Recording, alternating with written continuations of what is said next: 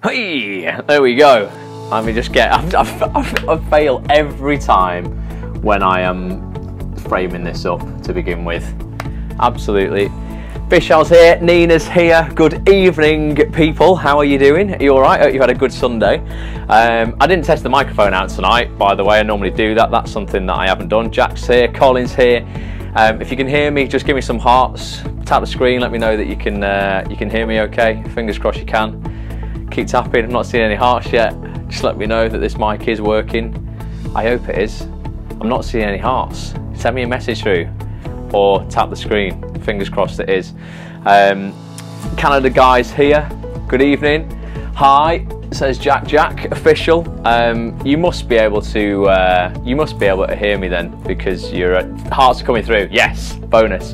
How is everybody? Are you all right? This is about my 7th scope on the trot. I said I would do 30 days, well 30 nights. In the UK it's like 10 o'clock here. I scope every night. My name is Ross, for the people who don't know me. I'm an actor, I'm a voiceover artist, and I've kind of been obsessed with mindset. Can hear you fine, awesome, says Roots Toot Toots. Excellent, yes it works.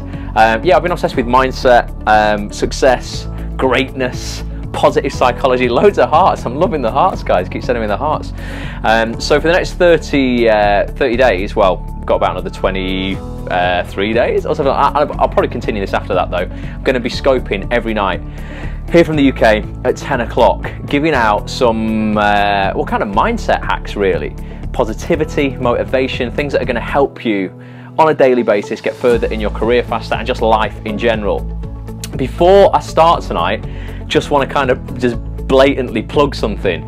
Fans of Downton Abbey will know in the UK that Downton Abbey season 6 started tonight. Now, one of my best mates is a guy called Rob James Collier, who plays Thomas, the evil butler in Downton Abbey. And a few weeks ago, can you do voice impressions?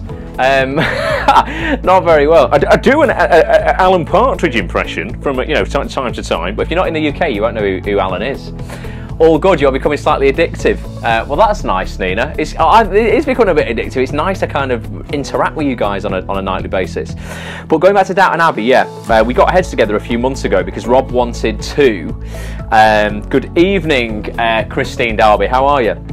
Rob wanted to raise some money. He was running the London Marathon 2015, and he wanted to raise some money for an MS centre down by him that he was affiliated with, and we thought, what way could we raise some great money? Well, Rob's in Downton Abbey. Why don't we? Because everyone loves Downton Abbey. Another thing that people love is Star Wars. Why don't we do a Downton Abbey Star Wars mashup? Cool, this sounds good. Excellent. Connection is rubbish. Well, hopefully my connection's not rubbish, Becky. Let me know if it is and I'm jumping around. Hopefully it looks all right from what I can see. Why is your scope so clear? What phone? iPhone 6 Plus, but I've just got a really good Wi-Fi connection, I think. I think I have about 40 meg Wi-Fi connection. Back to Downton Abbey. Yeah, we did a Star Wars Downton Abbey mashup. We did episode 1 of Star Wars called The Phantom Valet back in like, I don't know, Christmas time, January this year. And Rob said if he got to 10 grand, we would release Downton Abbey, well, called Downton Wars, episode 2, The Evil Butler Strikes Back. Now, to coincide with the launch of, I'm using an iPhone 6 Plus, to coincide with the launch of Downton Abbey tonight, season 6, we decided we would launch Downton Wars Part 2. It is absolutely amazing, guys. I had the fun of editing it. Rob filmed it all on his iPhone when he was on set at Downton Abbey, and we've got every cast member, the entire all-star cast, to be in it. We've got Maggie Smith, Dame Maggie Smith, holding her lightsaber up like she's holding her wand in Harry Potter. I think she plays Mrs. McGonagall in Harry Potter, in all the Harry Potter films. It's epic, so go and check it out. If you go to evilbutler.com, then you can check out both episode 1 and episode 2, but watch it, and if you can, donate to Chilton's MS Centre. All the details are on the video. So that's the blatant plug out of the way. Tonight, guys, I want to talk about what do I want to talk about? Yeah, I want to talk about basically working now, you know, working today and like in the present now, like nobody else does, so that you guys can live tomorrow like nobody else can, okay? Now, the key to this is one word: and that's momentum. And I wanted to talk about this tonight because I just talked about Rob doing the marathon.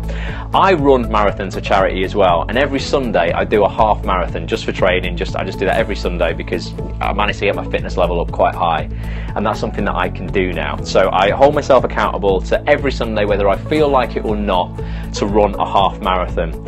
I don't always enjoy it every Sunday. It's not always amazing doing it, but I love having ran. Okay, so you don't always enjoy the actual work, but afterwards I absolutely love having done it. You're a big MS Society supporter, Rooter Toot Toots, keep wearing orange wig out for MS. Well yeah, get yourself over to evilbutler.com and check out the Downton Wars mashup that we did. But yeah, so I don't always love running the thing itself, although the majority of the time I have some amazing kind of moments when I'm running, and you know, some really euphoric moments that, you know, when you're getting up to 8 or 9 miles and you've been running for quite a while. It's called runner's high. It's a real rush of endorphins it's a real phenomenon that's released, and you feel amazing. But the key to it is, when I'm not feeling great during a run, it's to keep going. So I ran the London Marathon in 2013, and I wanted to do 2 in a week for charity. So I ran the London Marathon on the Sunday, and then I ran the Manchester Marathon the Sunday after. In the London Marathon, it was a boiling hot day, and I'd not trained. It came out of nowhere, the weather. I'd not trained in any heat that entire 6 months that I've been training for that, and it really knocked me for 6. I'm not a hugely fast runner. I wanted to run the London Marathon in under 4 hours, which isn't a hugely fast marathon, but it would mean you are running the whole way. Okay, I think anybody can kind of complete a marathon, but not everybody can run a marathon. I mean, not walk any step of the way. And I got about 24 miles in that London Marathon, and the heat really started affecting me, and I said to myself, because it's a real battle, you against yourself, I'm just going to walk for 10 seconds and then I'll start again.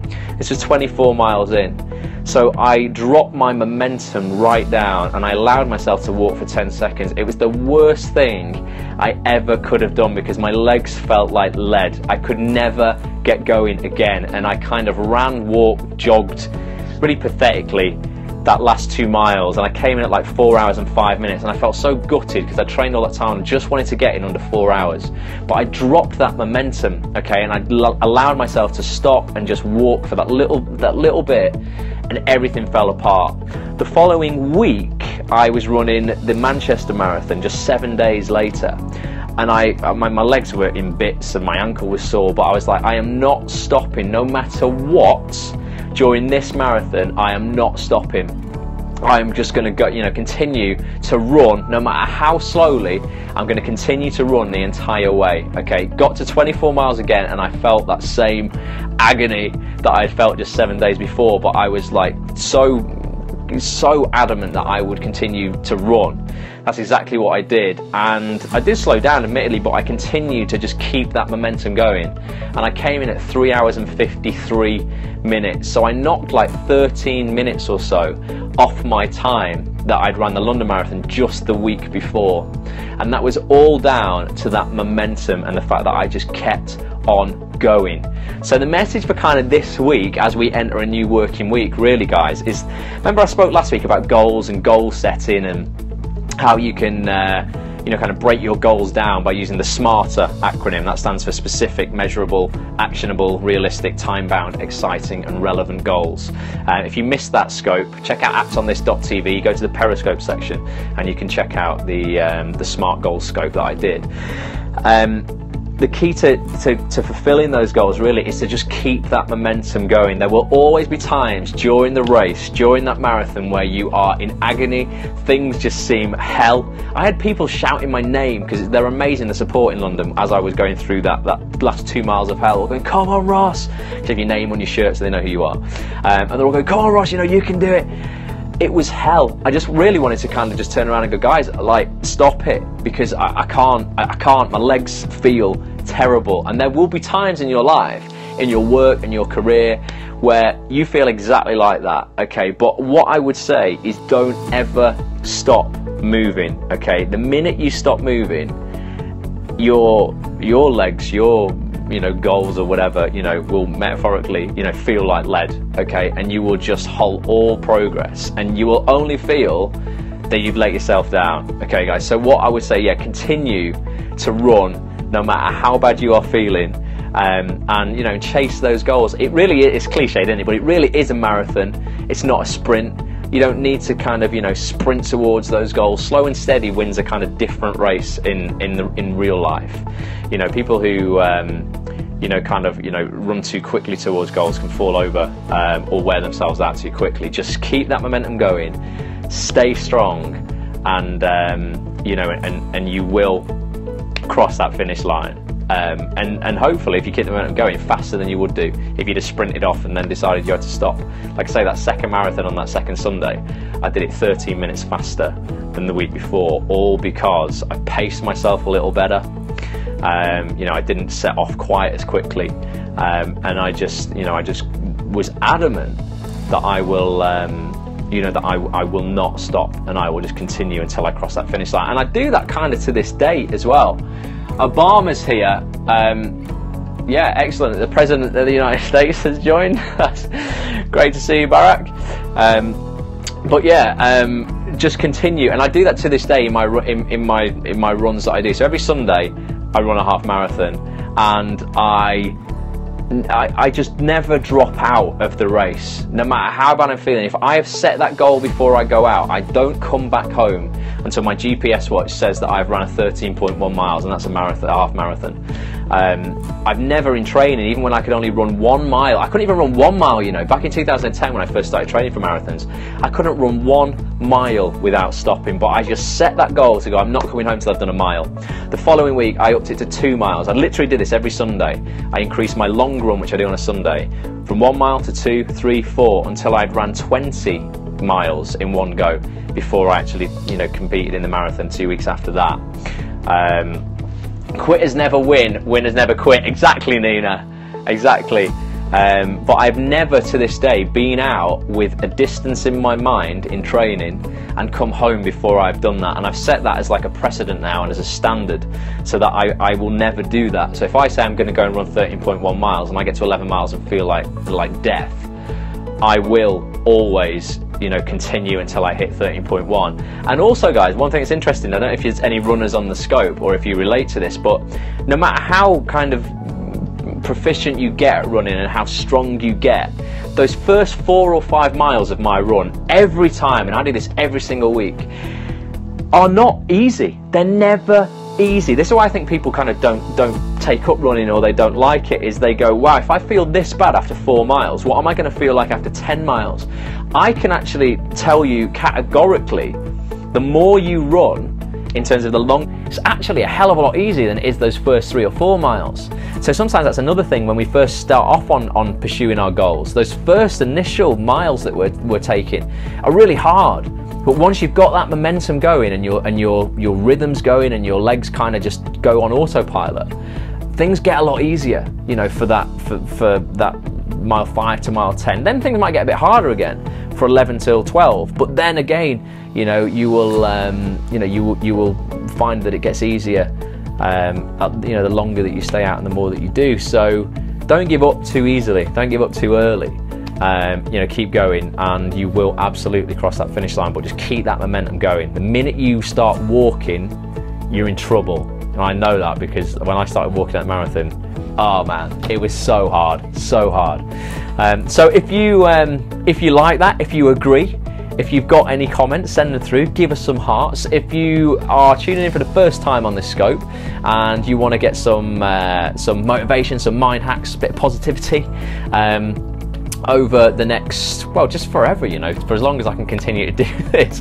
If you're on an iPhone, swipe left to right, and you can follow us. You can share this Periscope with your friends. If you're on Android, swipe bottom to top, and you can follow us as well. I will be scoping nightly at 10 PM, or between 10 and half past in the UK. If you're in other parts of the world, check out what time it'll be with you.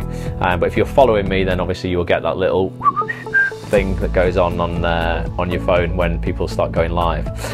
So that's it, guys, kind of for tonight. Just remember, it's a marathon, it's not a sprint. Keep the momentum up and never stop, okay, until you cross that finish line. I'll be back tomorrow night with some more of this, And go and watch that Downton Abbey thing as well. Another little blatant plug for that. But yeah, evilbutler.com.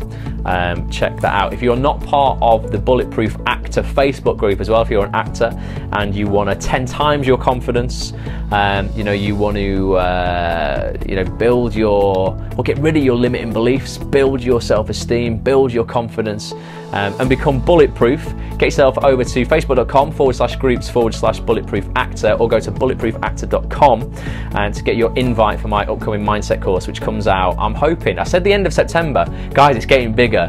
Nina and everyone who's already in the group, the more that I work on this, the bigger and bigger it gets. I'm gonna is it only for actors? The Bulletproof Actor course is, Vishal, but these scopes that I do are literally for everybody. You know, that it might as well be called Bulletproof Plumber, you know, Bulletproof Retail Assistant, just whatever.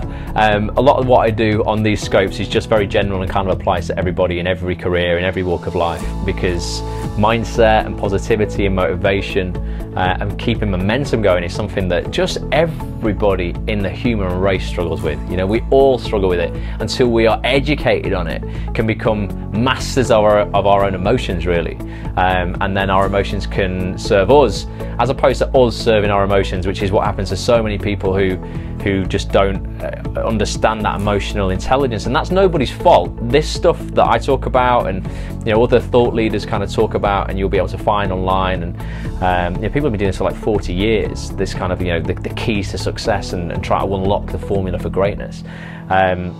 This is stuff that is never taught in schools. You know, it's just not at all anywhere on the planet, and it's a real shame because, you know, I've been doing this for like nearly a decade now, and it's transformed my life in every single area. You know, there's no way I'd have thought 10 years ago I'd be going out every single Sunday and running a half marathon. You know, I'd be running my own online businesses, I'd have a great acting career, voiceover career, I'd be able to help other people. I was stuck in a dead-end job working in a shopping centre, hating my life, hating my boss, feeling I was stuck there, had so many limiting beliefs about myself, about why I had to do this job because what everybody else did. All actors struggled and they had to have a day job that they didn't like. That was just what people did. There's a lot of external factors that are basic lies, really, that society kind of pushes onto us and gives us these limiting beliefs that were never our own in the first place. They are just kind of been placed upon us, and those things are, I mean, there's some things that I cover in Bulletproof Actor, just a few of those external factors that kind of manifest these internal symptoms that put all these limiting beliefs on ourselves and knock our confidence and our self-esteem. There's things like people tell us to work on our weaknesses. Well, that's nonsense. Why do I want to work on my weaknesses when it just reminds me of something that I'm not good at? I want to work on what I'm good at now to become great at it, because it's only going to build myself, you know, build me up. Doing what everyone else does is another one. We're told, you know, that basically we are born, we go to school, we graduate, we go through life, we find a partner, we buy a house, have a child, and then we go on holiday once a year. That's it. The pioneers of this planet and our society never did what everybody else does. Just look at the people who are making the biggest impacts in the world. They're not settling for that life that everybody else has got. They're kind of designing their own. The people who told us to go down that path and not bump into any of the walls were no better and no more intelligent than me or you. So this has just been kind of like put on us as a society to go, this is what you should do. So we all just do that, we all follow that. Other things is like following bad advice. So we often take advice from people who are unqualified to give it. You might take relationship advice off somebody who's been through a divorce, and you go, well, actually, you know what? I'd rather like take relationship advice off that old couple who are 80, who've been married for 50 years and are still together, and I see laughing in the street. I don't want to take relationship advice on someone who's been divorced, because with all due respect, you only know how to do relationships wrong, because you know, yours obviously didn't work out. And yes, you've learned from that, absolutely, but I would rather take the keys from people who have never, you know, who have just, it's always worked, and go, well, what have you done? How have you done this? There's lots of things that externally we take on board, and that gets internal symptoms within us that just screw us up, basically. So through these scopes, I'm going to teach you guys to become aware, emotionally intelligent of all this stuff, and really to throw away all your limiting beliefs, create a new limitless life story, where you know, you can really follow your dreams, work for you, and know why, most importantly, why you want to do that. Because when you know your why, you know your way. So guys, I'll stop waffling on, but I will be back tomorrow night with a little bit more. Hope everyone's enjoyed this. Heart is up, share this. Thanks so much for tuning in and watching, and I'll be back very, very soon. Take care, I'll see you tomorrow. Bye for now.